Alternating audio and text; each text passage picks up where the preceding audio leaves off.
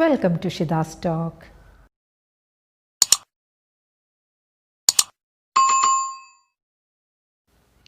Hello everyone. ഇന്ന് 6ാം ക്ലാസ്സിൻ്റെ second യൂണിറ്റിലുള്ള woman work എന്ന പോമാണ് ഞാനിന്ന് നിങ്ങളുമായി ഷെയർ ചെയ്യാൻ ആഗ്രഹിക്കുന്നത്. അപ്പോൾ എല്ലാവരും വീഡിയോ മുഴുവനായിട്ട് കാണുക, ലെസൺ നന്നായിട്ട് മനസ്സിലാക്കുക. ആ ക്വസ്റ്റ്യൻ ആൻസേഴ്സും കൂടെ വന്നു ചേരുമ്പോഴാണ് നമുക്ക് ഈ ലെസൺ വളരെ ക്ലിയറായിട്ട് മനസ്സിലാവുന്നത്. അതുകൊണ്ട് ഫസ്റ്റ് മുതൽ ലാസ്റ്റ് ആ ക്വസ്റ്റ്യൻ ആൻസേഴ്സ് ഡിസ്കസ് ചെയ്യുന്നത് വരെയും തീർച്ചയായും വീഡിയോ കാണാൻ ശ്രമിക്കുക. Okay, first of all I am going to introduce our poet Maya Angelou. She was an American author, poet, dancer, actress and singer. എല്ലാ കഴിവുകളുമുള്ള ഒരു പോയറ്റാണ് നമ്മുടെ ഈ കവിത എഴുതിയിരിക്കുന്നത് അല്ലേ. അത് ആരാണ്? ആഫ്രിക്കൻ അമേരിക്കനാണ് കേട്ടോ. ആഫ്രിക്കൻ അമേരിക്കൻ ഓത്തറാണ് നമ്മുടെ ഈ കവിത എഴുതിയിരിക്കുന്നത്. ഒരു ഡാൻസറാണ്, ഒരു ആക്ട്രസ്സാണ്, ഒരു നടിയാണ്, ഒരു സിംഗറാണ്, പാട്ടുകാരിയാണ്. അങ്ങനെ എല്ലാ കഴിവുകളും നമ്മുടെ ഈ പോയറ്റിനും ഉണ്ട്. She is best known for her series of 7 autobiographies which focus on her childhood and early adult experiences. നമ്മുടെ മായ ഏഞ്ചലോ നന്നായിട്ട് അറിയപ്പെടുന്നത് അവരെഴുതിയ ഒരു 7 സീരീസിലുള്ള ഓട്ടോബയോഗ്രഫി, ജീവചരിത്രക്കുറിപ്പ്. അതിൽ പ്രധാനമായും ഈ മായ ഏഞ്ചലോയുടെ ചെറുപ്പകാലം, ചൈൽഡ്ഹുഡും പിന്നെ ഏർലി അഡൾട്ട് എക്സ്പീരിയൻസ് അല്ല, ആ ഒരു യൗവനാരംഭത്തിലുള്ള ആ ഒരു എക്സ്പീരിയൻസുമാണ് ആ ഒരു ഓട്ടോബയോഗ്രഫിയിൽ, ആ ഒരു ജീവചരിത്രക്കുറിപ്പിൽ മായ ഏഞ്ചലോ ഉൾപ്പെടുത്തിയിരിക്കുന്നത്. The first I know why the caged bird sings tells of her life up to the age of 17. അതായത് I know why the caged bird sings, Maya Angelou എഴുതിയ ഈ ഒരു വർക്കിൽ നിന്നും ആ 17 ഇയേഴ്സ് വരെയുള്ള അവരുടെ ആ ഒരു ജീവിതാനുഭവം നമുക്ക് മനസ്സിലാക്കാൻ കഴിയും. ഈ ഒരു it brought the international recognition and acclaim. ഈ ഒരു പോം, അതായത് നമ്മൾ പറഞ്ഞ I know why the caged bird sings, ഈ ഒരു വർക്കാണ് ഇൻ്റർനാഷണൽ ലെവലിൽ തന്നെ അറിയപ്പെടുന്ന ഒരു റൈറ്ററായിട്ട് നമ്മുടെ മായ ഏഞ്ചലോയെ മാറ്റിയത്. Okay. Before starting the poem, we can see some of the questions though. First of all, we can discuss that. അല്ലേ, നമുക്കവിടെ നമ്മുടെ പോം സ്റ്റാർട്ട് ചെയ്യുന്നതിന് മുമ്പ് നമുക്കവിടെ കുറച്ച് ക്വസ്റ്റ്യൻസ് കാണുന്നുണ്ട്. ആ ക്വസ്റ്റ്യൻസ് എന്തൊക്കെയാണെന്ന് നോക്കാം. What are the different kinds of work your mother does at home? എന്തൊക്കെ തരത്തിലുള്ള ജോലികളാണ് നിങ്ങളുടെ മദർ വീടുകളിൽ ചെയ്യുന്നത്? നമുക്കറിയാം നമ്മുടെ മദേഴ്സ് അല്ല, നമ്മുടെ അമ്മമാർ വീട്ടിൽ ചെയ്യാത്ത എന്തെങ്കിലും ജോലിയുണ്ടോ? ഇല്ല, എല്ലാ ജോലികളും അവർ തന്നെയാണ് ചെയ്യുന്നത്. അവർ ചെയ്യാത്തത് എന്ന് പറയാൻ ഒരു ജോലിയും നമുക്ക് നമ്മുടെ വീടുകളിലില്ല. Then look at the next question. Does your father help your mother with domestic chores? Chores means വീട്ടുജോലി അല്ലേ. വീട്ടുജോലികളിൽ നിങ്ങളുടെ ഫാദർ നിങ്ങളുടെ മദറിനെ ഹെൽപ്പ് ചെയ്യാറുണ്ടോ? അത് ഓരോരുത്തരെയും ആശ്രയിച്ചിരിക്കുന്നു അല്ലേ. അവരവരുടെ വീടുകളിലെ സിറ്റുവേഷൻ പോലെ ഓരോരുത്തർക്കും പറയാം. നിങ്ങൾക്ക് തന്നെ അറിയാമല്ലോ നിങ്ങളുടെ ഫാദർ മദറിനെ സഹായിക്കാറുണ്ടോ ഇല്ലയോ എന്നുള്ളത്. അപ്പോൾ okay, next. Who does the cooking? Definitely our mother അല്ലേ. ആരാണ് പാചകമൊക്കെ ചെയ്യുന്നത്? ആരാണ്? നമ്മുടെ അമ്മ തന്നെയായിരിക്കും. Then here is a poem that describes a woman at work. Here നമുക്ക് ഇവിടെ ഒരു പോം നമുക്ക് പഠിക്കാനുണ്ട്. അവിടെ എന്താണ് നമുക്ക് ഡിസ്ക്രൈബ് ചെയ്യുന്നത്? ഒരു സ്ത്രീയുടെ വീട്ടുജോലികളുമായിട്ട് ബന്ധപ്പെട്ട കാര്യങ്ങളൊക്കെയാണ് നമുക്ക് ആ ഒരു പോത്തിൽ നമുക്ക് കാണാൻ കഴിയുന്നത് അല്ലേ. Okay dears, let us start our poem. First of all, I read these lines. Okay, everyone listen. I have got the children to tend, the clothes to mend, the floor to mop, the food to shop, then the chicken to fry, the baby to try. I got company to feed, the garden to weed. I have got shirts to press. ഇപ്പം എന്തൊക്കെയാണ് ഈ വരികളിൽ പറയുന്നത്? നമുക്ക് നോക്കിയാൽ അറിയാം അല്ലേ?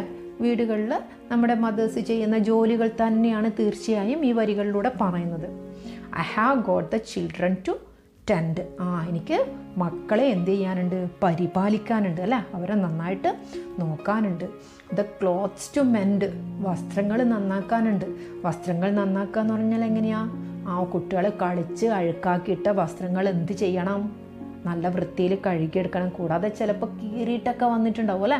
അപ്പോൾ കീറിയ വസ്ത്രങ്ങൾ എന്ത് ചെയ്യണം? അത് തുന്നി അതിൻ്റെ കീറലെല്ലാം ഒഴിവാക്കി അത് നന്നാക്കി എടുക്കണം. മെൻഡ് ചെയ്യുക എന്ന് പറഞ്ഞാൽ റിപ്പയർ ചെയ്യുക എന്നാണ് പറയാം. അപ്പോൾ അത് ഏത് രീതിയിലും നമുക്ക് എടുക്കാം. മുഷിഞ്ഞ ഡ്രസ്സെങ്കിൽ അലക്കിയെടുക്കണമെന്ന് നമുക്കെടുക്കാം. പിന്നെ കീറിയിട്ട് വന്ന വസ്ത്രങ്ങളൊക്കെ അത് തുന്നി ശരിയാക്കിയും വേണം അല്ലേ? പിന്നെ എന്താ ചെയ്യാനുള്ളത്?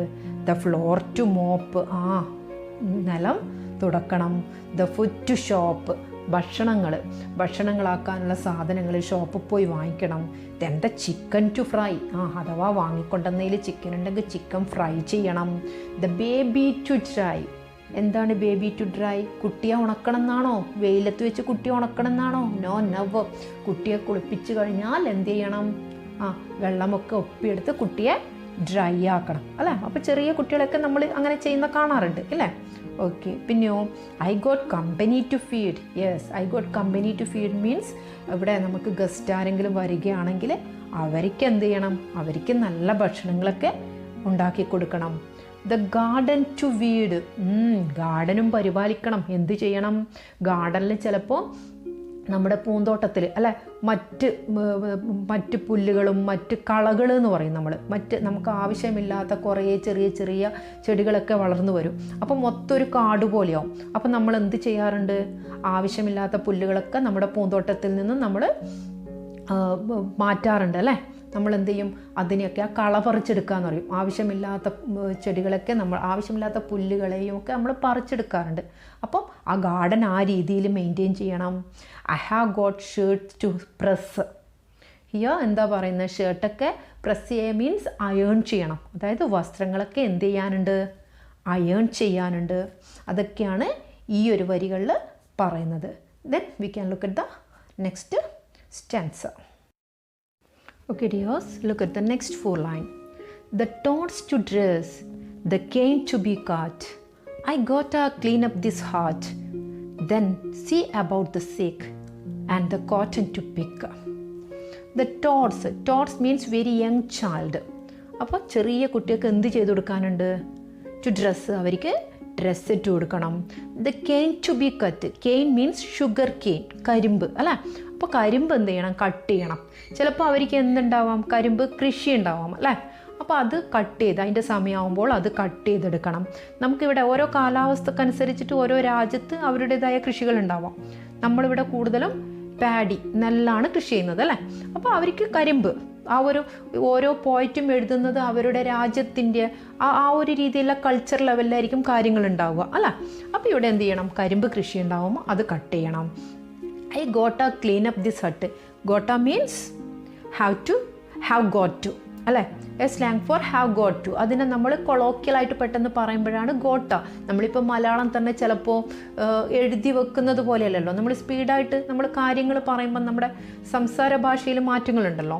ഇപ്പം നോർമലി ഗോണ ടു, നോർമലി ഇപ്പോൾ എല്ലാവരും ഇംഗ്ലീഷിൽ നമ്മൾ മലയാളികൾ യൂസ് ചെയ്യുന്ന ഒരു വേർഡാണ് അല്ലേ? I am going to gonna.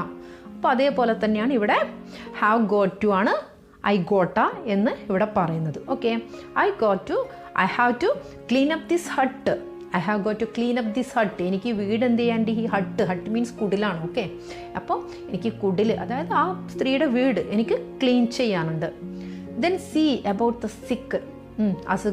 പ്രായമുള്ളവരോ അസുഖമുള്ളവരും വീട്ടിലുണ്ടെങ്കിൽ അവരെ നോക്കേണ്ടതുണ്ട്, അവരെ പരിപാലിക്കേണ്ടതുണ്ട്. And the cotton to pick. Cotton പറിക്കേണ്ടതുണ്ട്. കോട്ടൺ മീൻസ് പരുത്തി അല്ലേ? അപ്പോൾ പരുത്തിച്ചെടിയിൽ നിന്നും അത് പൊട്ടി വരുമ്പോഴേക്ക് തന്നെ അതിനെ നമ്മൾ പറിച്ചെടുത്തിട്ടില്ലെങ്കിൽ അത് മൊത്തം പറന്നു പോകും. അപ്പോൾ ഇപ്പോഴാണ് നമ്മൾ ഫൈബർ ഫോം കിടക്കുകയും മറ്റും നമ്മൾ യൂസ് ചെയ്യുന്നത്. മുമ്പ് കാലത്തൊക്കെ നമ്മുടെ രാജ്യത്തും നമ്മുടെ സ്ഥലത്തും കൂടുതലായിട്ടുണ്ടായിരുന്നത് എന്ത് തന്നെയാണ്? ഈ കോട്ടൻ്റെ മെത്തകളൊക്കെ തന്നെയാണ് ഈ പരുത്തി കൊണ്ടുള്ളത് അല്ലേ. അപ്പോൾ അതേപോലെ ഇവിടെ പറയാം പഞ്ഞി അറിയാലോ. അപ്പോൾ അതിൻ്റെ ചെടിയിൽ നിന്ന് അത് പൊട്ടി ആ സമയമാകുമ്പോഴേക്കും അത് പറിച്ചെടുത്തിട്ടില്ലെങ്കിൽ അത് മൊത്തം പാറിപ്പോവും. അപ്പോൾ അതിൻ്റെ ടൈം ആകുമ്പോൾ അതെനിക്ക് എടുക്കാനുണ്ട്. Then look at the next. Shine on me sunshine, rain on me rain, fall softly dew drops and cool my brow again. അപ്പോൾ അതുവരെയുള്ള ലൈനിൽ വീടുകളിലുള്ള ഓരോ ജോലികളാണ് ഈ സ്ത്രീ നമ്മളോട് പറയുന്നത്. ഇനിയിപ്പോഴെന്താണ് പറയുന്നത്? ഷൈൻ ഓൺ മീ സൺഷൈൻ, ഓ സൂര്യപ്രകാശമേ നിൻ്റെ വെളിച്ചം എന്നിലേക്ക് പകരുക. റെയിൻ ഓൺ മീ റെയിൻ, മഴയെ നിൻ്റെ മഴത്തുള്ളികൾ എന്നിലേക്ക് പതിപ്പിക്കുക. Fall softly dew drops, dew drops means മഞ്ഞുതുള്ളികളെ എന്നിലേക്ക് പതുക്കെ പൊഴിയുക. And cool my brow again, എൻ്റെ ബ്രോ എന്ത് ചെയ്യുക? തണുപ്പിക്കുക. എൻ്റെ പുരികങ്ങളെ, അതായത് എൻ്റെ നെറ്റിത്തടങ്ങളെ നീ ഒന്ന് തണുപ്പിക്കുക. ഇവിടെ നമുക്ക് ഈ വരികളിൽ നമുക്ക് മനസ്സിലാക്കാൻ കഴിയുന്നത് ജോലി ചെയ്ത് ക്ഷീണിച്ച ഈ ഒരു സ്ത്രീയുടെ ഭാവമാണ് നമുക്കിവിടെ മനസ്സിലാക്കാൻ കഴിയുന്നത്. അപ്പം എന്നെ ഒന്ന് നിങ്ങളൊക്കെ ഈ പറഞ്ഞ സൂര്യനോടും മഴയോടും മഞ്ഞുതുള്ളികളോടും ഈ സ്ത്രീ പറയുകയാണ്. ഈ സ്ത്രീ എന്താണ് പറയുന്നത്? നിങ്ങളൊക്കെ ചേർന്ന് എന്നെ ഒന്ന് തണുപ്പിക്കുക. അതായത് എൻ്റെ ഈ ടയേർഡ്, ഈ ജോലി ചെയ്തിട്ടുള്ള എൻ്റെ ഈ ഒരു ക്ഷീണാവസ്ഥ ഒന്ന് മാറ്റിത്തരിക എന്ന് ഈ നമ്മുടെ സൂര്യനോടും മഴയോടും മഞ്ഞുതുള്ളികളോടൊക്കെ പറയുകയാണ് അല്ലേ. Okay, look at the last all lines. Storm, blow me from here with your fiercest wind. Let me float across the sky till I can rest again. Fall gently snowflakes, cover me with white, cold icy kisses, and let me rest tonight. Sun, rain, curving sky, mountain, oceans, leaf and stone, starshine, moon glow, you are all that I can call my own. അപ്പോൾ ഇവിടെ ഇനി ആ സ്ത്രീ അടുത്തത് പറയാണ്. ആരോടാണ്? Storm, blow me from here with your fiercest wind. Fiercest wind എന്താണ് പറയുന്നത്? സ്റ്റോം മീൻസ് കൊടുങ്കാറ്റ് അല്ലേ. കൊടുങ്കാറ്റ് നീ എന്ത് ചെയ്യുക? നിൻ്റെ ഫിയർസസ്റ്റ് വിൻഡ് മീൻസ് ശക്തമേറിയ കാറ്റ്. ശക്തമേറിയ കാറ്റ് എന്നിലേക്ക് ഊതുക, എന്നിലേക്ക് പതിപ്പിക്കുക. Let me float across the sky till I can rest again. എനിക്ക് റെസ്റ്റ് കിട്ടുന്നത് വരെ നീ എന്നിട്ട് എന്നെ എന്ത് ചെയ്യുക?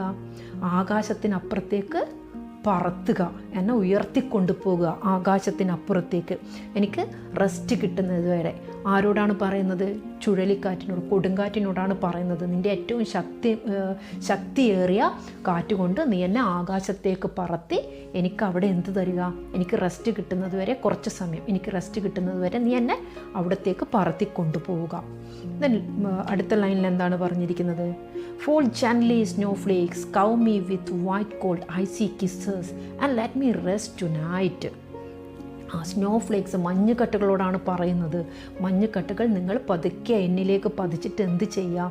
നിങ്ങളുടെ തണുത്ത കോൾഡ് ഐസി കിസ്സസ്, തണുത്ത ചുംബനങ്ങൾ കൊണ്ട് എന്നെ നിങ്ങൾ മൂടുക. വെളുത്ത, അതായത് cover me with white cold icy kisses, വെളുത്ത നിങ്ങളുടെ നനുത്ത ആ ഒരു ഐസി കിസ്സസ് കൊണ്ട്, ആ തണുത്ത ചുംബനങ്ങൾ കൊണ്ട് എന്നെ എന്ത് ചെയ്യുക? എന്നെ മൂടുക, കവർ ചെയ്യുക. എന്നിട്ട് ഈ ഒരു let me rest tonight, ഈ ഒരു രാത്രിയെങ്കിലും എനിക്ക് റെസ്റ്റ് തരിക. Then last 4 line. Sun, rain, curving sky, mountain, oceans, leaf and stone, star shine, moon glow, you are all that I can call my own. ഇവരോടൊക്കെ പറയാണ്, നിങ്ങൾ മാത്രമേ എനിക്ക് എൻ്റേത് എന്ന് പറയാനുള്ളൂ. ആരോടൊക്കെയാണ് പറയുന്നത്? സൺ, റെയിൻ അല്ലേ, സൂര്യനോട്, മഴയോട്, കേർവിംഗ് സ്കൈ മീൻസ് ചക്രവാളം എന്ന് പറയും. നമ്മൾ കമാനാകൃതിയിലുള്ള ആകാശം എന്നൊക്കെ പറയും, അതാണ് കേർവിംഗ് സ്കൈ. പിന്നെ mountain, ocean, leaf and stone, star Shine അല്ലേ, മൂൺ ഗ്ലോ. അതായത് ഈ സ്ത്രീ ഇവിടെ തൻ്റെ പരിതാപകരമായ അവസ്ഥ ആരോടാണ് പറയുന്നത്? പ്രകൃതിയോടാണ് പറയുന്നത്.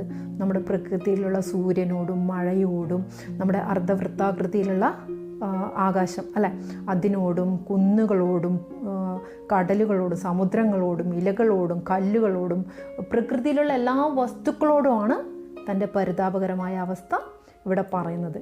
കാരണം വീട്ടിലെ മറ്റുള്ളവരോട് പറഞ്ഞിട്ട് കാര്യമില്ല, വീട്ടു ജോലികളെല്ലാം മൊത്തം ചെയ്യേണ്ടത് ഈ അമ്മ എന്ന് പറയുന്ന ഈ സ്ത്രീ തന്നെയാണ്. അപ്പോൾ ആ ഒരു മൊത്തം ജോലികൾ എടുത്തിട്ടുള്ള ആ ഒരു ടയേർഡ്നെസ് അല്ലേ, ആ ഒരു ക്ഷീണം മറ്റാരോടും പറയാൻ കഴിയാത്തത് കൊണ്ട് തന്നെ അത് പ്രകൃതിയുമായിട്ടാണ് ഈ സ്ത്രീ ഷെയർ ചെയ്യുന്നത്. വളരെ നല്ലൊരു പോം തന്നെയാണ് നമുക്കിവിടെ പഠിക്കാനുള്ളത്.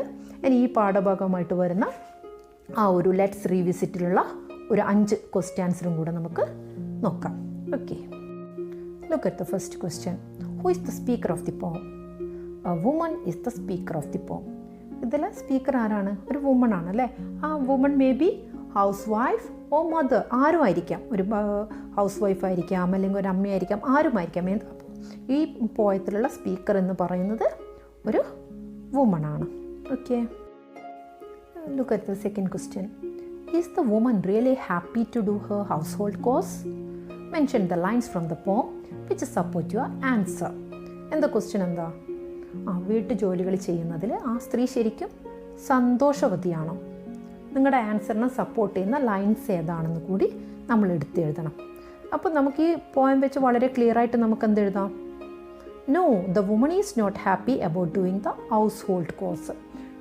വീട്ടു ജോലികൾ ചെയ്യുന്നതിൽ ആ സ്ത്രീ ഒരിക്കലും എന്തല്ല, ഹാപ്പി അല്ല അല്ല. അപ്പോൾ അതിനെ സപ്പോർട്ട് ചെയ്യുന്ന ആൻസേഴ്സ് നമുക്ക് ഏതൊക്കെ ലൈൻസ് നമുക്ക് പറയാം? Stop, blow me from here with your fiercest wind. Let me float across the sky till I can rest again. ആ ഒരു സ്റ്റാൻസ് പറയാം. അതിൻ്റെ താഴെയുള്ള തൊട്ടടുത്ത സ്റ്റാൻസി നമുക്ക് പറയാം. Fall gently snowflakes, cover me with white cold icy kisses and let me rest tonight. ഇന്ന് രാത്രിയെങ്കിലും എനിക്ക് റെസ്റ്റ് കിട്ടണം എന്ന രീതിയിൽ നമ്മൾ പറഞ്ഞ വരികൾ, അതും നമുക്ക് നമ്മുടെ ഈ ആൻസറിനെ സമർത്ഥിക്കുന്നതിന് വേണ്ടി നമുക്ക് എടുത്തെഴുതാൻ പറ്റിയ ലൈനുകളാണ്. Okay, look at the third question. Why does the woman ask the storm to blow her from the? എന്തുകൊണ്ടായിരുന്നു കൊടുങ്കാറ്റിനോട് അവരെ അവിടെ നിന്നും ബ്ലോ ചെയ്യാൻ, ഊതി പറത്താൻ വേണ്ടി പറഞ്ഞത് അല്ലേ? എന്തായിരിക്കാം answer? She is very tired after the works അല്ലേ. എല്ലാ ജോലികൾക്ക് ശേഷം വളരെയധികം ടയേർഡാണ് ആ സ്ത്രീ. She badly needs a break. അവർക്കൊരു ആ ജോലികളിൽ നിന്നും ഒരു റെസ്റ്റ്, ഒരു ഇടവേള വേണമെന്ന് അവർ ആഗ്രഹിക്കുന്നു. അവർക്ക് ആവശ്യമുണ്ട്, ഒരു ഇടവേള അവർക്ക് ആവശ്യമാണ്. So the woman say so. അതുകൊണ്ടാണ് അവർ അപ്രകാരം കൊടുങ്കാറ്റിനോട് പറഞ്ഞത്. Look at the fourth question. Look at the lines given below. Fall gently snowflakes, cover me with white cold icy kisses and let me rest tonight. ഈ വരികളൊക്കെ നമ്മൾ നേരത്തെ വിവരിച്ചതാണ് അല്ലേ. അപ്പോൾ here the woman seeks relief from her busy world of household chores. നമുക്ക് ഇതിൽ നിന്ന് നമുക്ക് എന്ത് മനസ്സിലാക്കാൻ പറ്റുന്നുണ്ട്? Here the woman seeks relief, ഈ ഒരു വീട്ടു ജോലികളിൽ നിന്നും ഒരു റിലീഫ്, ഒരു ആശ്വാസം ഈ സ്ത്രീ ആഗ്രഹിക്കുന്നുണ്ട്. She request the snowflakes to help her. അതുകൊണ്ട് സ്നോഫ്ലേക്സിനോട് അവരൊന്ന് ഹെൽപ്പ് ചെയ്യാനാണ് പറയുന്നത്. Here snowflake is considered as a friend and human beings. ഇവിടെ സ്നോഫ്ലേക്സിനെ ഒരു ഹ്യൂമൻ ബീയിങ്, ഒരു മനുഷ്യനായിട്ടാണ് ഇവിടെ ആ സ്ത്രീ കൺസിഡർ ചെയ്യുന്നത്. Can you find out similar example from the പോം?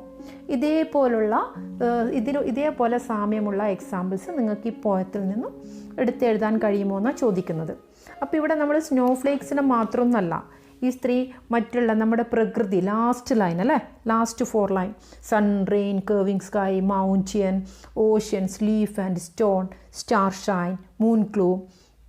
അപ്പോൾ ഈ ഒരു line, you are the all that I can all my own, നിങ്ങൾ മാത്രമാണ് എനിക്ക് എൻ്റെ സ്വന്തം എന്ന് പറയാനുള്ളത് എന്ന് പറയുന്നുണ്ട്.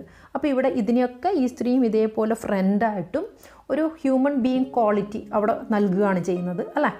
ഇത് ഒരു പോയറ്റിക് ഡിവൈസാണ്, നമ്മൾ പേഴ്സോണിഫിക്കേഷൻ എന്ന് പറയും. അതായത് പ്രകൃതി വസ്തുക്കൾക്ക് ഒരു മനുഷ്യൻ്റെ ആ ഒരു ക്വാളിറ്റി കൊടുക്കുന്നതിന്, അതിന് നമ്മൾ പേഴ്സോണിഫിക്കേഷൻ എന്നാണ് പറയുക. ഇതൊരു പോയറ്റിക് ഡിവൈസാണ്, നിങ്ങൾ ഹയർ ക്ലാസ്സുകളിൽ പഠിക്കും. അപ്പോൾ ആ ഒരു ലാസ്റ്റ് ലൈനും നമുക്ക് ഇതിനുദാഹരണമായിട്ട് ഈ ഒരു ഫ്രണ്ടായിട്ട് പ്രകൃതിയെ കണക്ക് കൂട്ടുന്നതിന് നമുക്ക് എടുത്തെഴുതാൻ വേണ്ടി കഴിയും. Okay, look at the last question. Last question from this page number 59. Let's revisit the poem. Activities വേറെയും ഉണ്ട്. നമ്മൾ വീഡിയോ ലെങ്ത് ആവുന്നതുകൊണ്ട് ഇതുവരെ പറഞ്ഞിട്ട് നമുക്ക് ഇവിടെ സ്റ്റോപ്പ് ചെയ്യാം. You are all that I can call my own. Why does the woman say so? Which among the following is not a possible answer? അല്ലേ, ഇവിടെ നമ്മൾ you are all that I can call my own, നമ്മളിതൊക്കെ പറഞ്ഞു കഴിഞ്ഞു അല്ലേ. നിങ്ങളെ മാത്രമാണ് എനിക്ക് എൻ്റെ സ്വന്തം എന്ന് പറയാൻ പറ്റുന്നത്. അപ്പോൾ ഇവിടെ which among the following is not a possible answer അല്ലേ. ഇതിന് പോസിബിൾ ആൻസർ അല്ലാത്ത ഇവിടെ തന്നിരിക്കുന്ന ABCDയിൽ അതിന് ചേരാത്ത ആൻസർ ഏതാണെന്നാണ് ചോദിക്കുന്നത്. It is only nature that gives her company and refreshes her mind and body. അത് ആ ഫസ്റ്റ് ക്വസ്റ്റ്യൻ്റെ തന്നെ ആൻസറാണ്. Why does the woman say so, എന്തുകൊണ്ടാണ് ആ വുമൺ അങ്ങനെ പറയുന്നത്, അതിൻ്റെ ആൻസർ തന്നെയാണ് അത് വരുന്നത്. അപ്പോൾ അതിവിടെ നമുക്ക് ചേരാത്തയാണെന്ന് നമുക്ക് പറയാൻ പറ്റില്ല. She claims that they always remain beside her as life giving friends. ഇതൊക്കെ ആ ഫസ്റ്റ് ക്വസ്റ്റ്യനുള്ള ആൻസേഴ്സാണ് വരുന്നത്. Okay, then she has no other true companion in life. ഈ തന്നിരിക്കുന്ന ABCയും why does the woman say so എന്ന ക്വസ്റ്റ്യൻ്റെ ആൻസറാണ്. അപ്പോൾ അതിൻ്റെ ആൻസർ അല്ലാത്തത് എന്ത് മാത്രമാണ്? Nature is the only enemy that she has in her life. ജീവിതത്തിൽ ഉള്ള ഒരേ ഒരു എനിമി എന്ന് പറയുന്നത് നേച്ചറാണെന്നാണ് പറയുന്നത്. അപ്പോൾ അത് തെറ്റല്ലേ? ബാക്കിയുള്ള 3 ABC എന്ന് പറയുന്ന 3 ആൻസറും why does the woman say so ഇപ്രകാരം you are all that I can call my own എന്ന ആ വുമൺ പറയാനുള്ള കാരണം എന്താണെന്ന് ചോദിക്കുമ്പോൾ ഈ 3 ആൻസറും നമുക്കവിടെ പറയാം. അപ്പോൾ നമ്മളെ ക്വസ്റ്റ്യൻ എന്താണ്? അതിൽ ചേരാത്ത ഈ തന്നിരിക്കുന്നതിൽ ആ ക്വസ്റ്റ്യന് ചേരാത്ത ആൻസർ ഏതാണ്? Definitely we can say D. Nature is the only enemy that she has in her life. Okay dears, ഇന്നത്തെ വീഡിയോ ഇഷ്ടമായെങ്കിൽ ലൈക്ക് ചെയ്യുക, ഷെയർ ചെയ്യുക, സബ്സ്ക്രൈബ് ചെയ്യാത്തവർ സബ്സ്ക്രൈബ് ചെയ്യുക, ബെൽ ബട്ടൺ മറന്നു പോകരുത്. Okay then, thank U.